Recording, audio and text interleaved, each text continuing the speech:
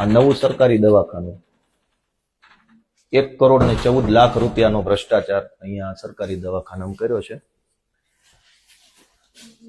આ જૂની પેટી કાંઠ ખાઈ ગયેલી કમ્પ્લેટ. નવા દવાખાનામાં જૂની પેટી, આ કાંઠ ખાઈ ગયું છે બધું કમ્પ્લેટ. આ જૂનું બધું ધૂળ ચડી ગઈ. 1,14,00,000 દવાખાનામાં પેટી જૂની છે. થોડુંક દૂરથી બતાવ્યું. અહીંયા આ ટાઇલ્સો તૂટી ગઈ છે.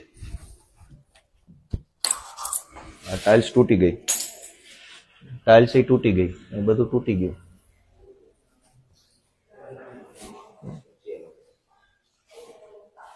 હવે આ 1,14,00,000 ભ્રષ્ટાચારના દવાખાનામાં આ પેનલ જો મૂકી, આ બધું સડેલું જૂની, ભલે ભલે ભલે ભલે ભલે કોઈ ટેન્શન નહીં. બનાઈ થતું નથી, ખુલી જાય, લોક થતું નથી. 1,14,00,000 આ જે બધા સ્ટન્ટ બાજુના નામ લખ્યા છે એ ખાઈ ગયા છે. વિસાવદર તાલુકાના બરડિયા ગામમાં આ પેલો ફ્રીજનો રૂમ છે.